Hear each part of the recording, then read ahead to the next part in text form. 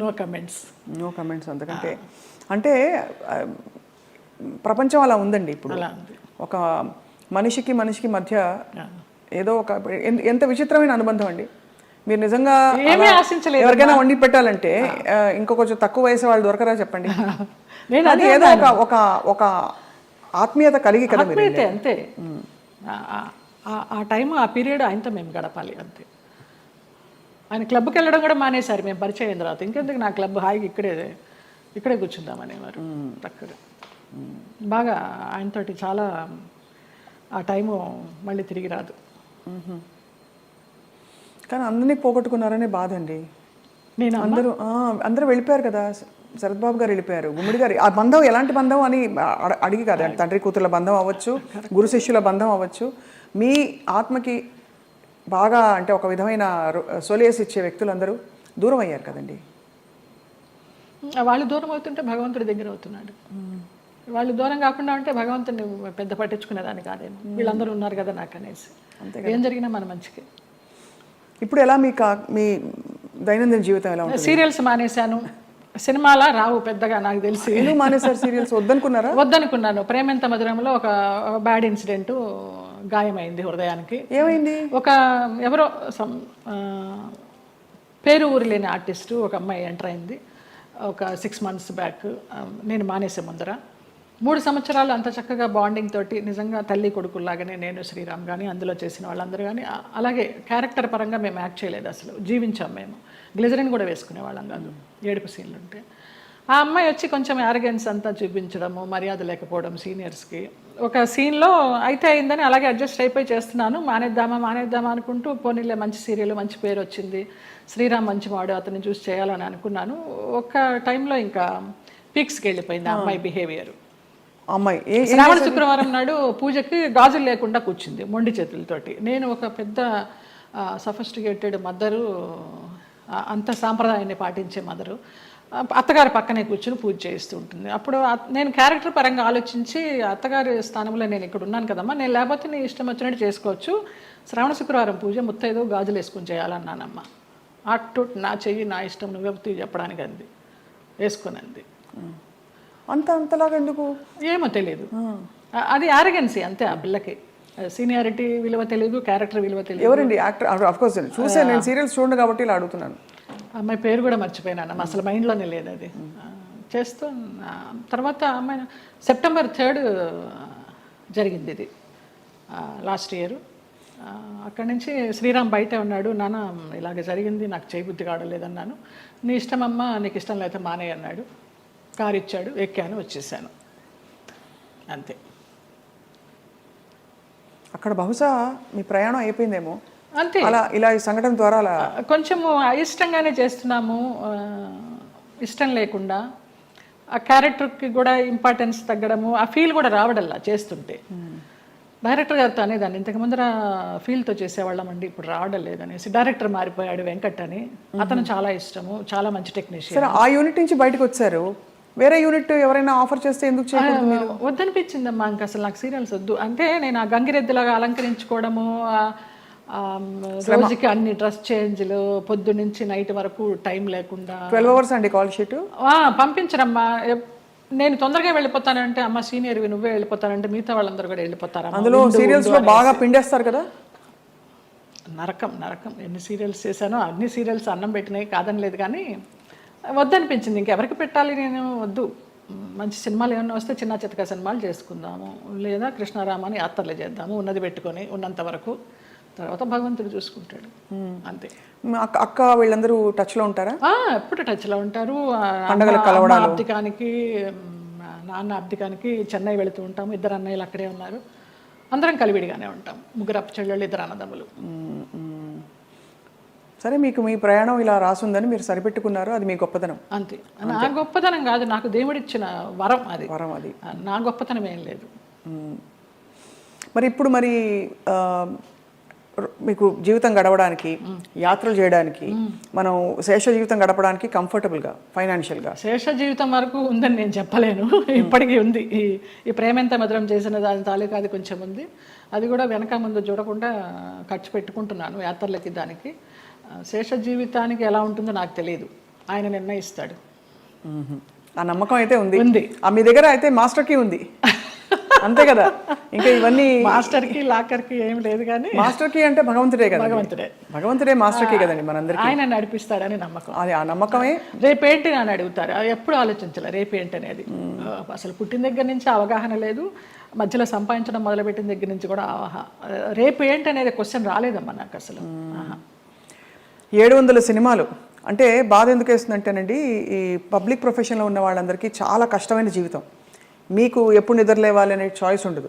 వాళ్ళు చెప్పిన టైంకి మీరు హాజరవ్వాలి. వాళ్ళు మీకు నచ్చినా నచ్చకపోయినా, చలున్నా ఎండున్నా వాళ్ళు వేసుకోమన్న బట్టలు వేసుకోవాలి. అలా 700 జీవితాలు మీ మొత్తం ధారపోసి వెచ్చించి మహా నటులే చరిత్రలో అలా ఉండిపోయి మెల్లిగా ఫేడ్ అవుట్ అయిపోతారు విత్ టైం. ఈ నట జీవితం మీకు నేర్పిన విషయం ఏంటండి?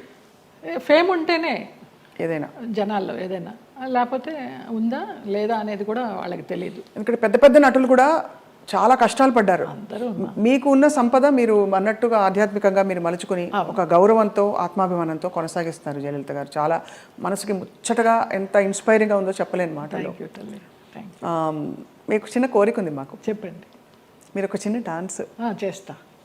నేను మామూలుగా సెమీ క్లాసికల్ ఏమైనా మూవీ సాంగ్ స్వప్నకు కూడా తేలిగ్గా ఉంటుంది. నువ్వు క్లాసికల్ సాంగ్ సింగర్ కాదని లేదు, ఏమైనా పాడతారు అనుకొని మనసే అందాల బృందావనం అనుకున్నాను. మా సంజయ్ తిట్టాడు, ఎంత పెద్ద క్లాసికల్ డాన్సర్ నువ్వు సినిమా సాంగ్ చేస్తావా అనేసి. అందుకని ఏ సాంగ్ చేయాలి? భామనే సత్యభామనే ఏమైనా ఒక 4-5 లైన్లు అనగలరా? ఆ 2 లైన్లే మళ్ళీ మళ్ళీ తిప్పి అనమంటే అంట. కొంచెం నేను కూడా కలుపుతాలే. మీరు కలపండి. నిలబడే మీరు కూచిపూడా భరతనాట్యమా? 2 అమ్మ. కూచిపూడి చింతా రాధాకృష్ణమూర్తి గారు, భరతనాట్యం జోసులు సీతారామ శాస్త్రి గారు విజయవాడ నుంచి వచ్చేవారు. కాకుండా తంజావూరు నుంచి గిరిజా నటరాజ్ అని ఒక వైఫ్ అండ్ హస్బెండ్ వచ్చి చెప్పేవారు భరతనాట్యం. ఆంధ్రనాట్యం నటరాజ్ రామకృష్ణ గారు. మళ్ళీ మధ్యలో వెకేషన్స్కి చెన్నై వెళ్ళి చినసత్యం గారి దగ్గర.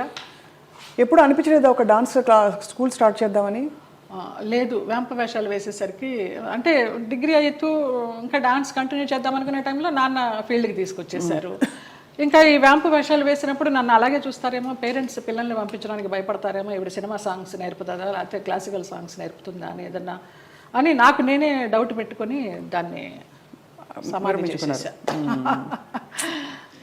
దిత్త కిడగ తిరుగుతాం, దిత్త కిడగ తిరుగుతాం, తా కిడగ తిరుగుతాం, కిడగ తిరుగుతాం, దిత్త కిడగ తిరుగుతాం, దిత్త కిడగ తిరుగుతాం, తా కిడగ తిరుగుతాం, కిడగ తిరుగుతాం, దిత్త కిడగ తిరుగుతాం, దిత్త కిడగ తిరుగుతాం, తా కిడగ తిరుగుతాం, కిడగ తిరుగుతాం, కిడగ తిరుగుతాం. భామనే సత్యభామనే, సత్యభామనే, సత్యభామనే, సత్యారి ముద్దుల వయ్యారి ముద్దుల సత్యభామనే, సత్యభామనే, వయ్యారి ముద్దుల వయ్యారి ముద్దుల సత్యభామనే, సత్యభామనే. అద్భుతం.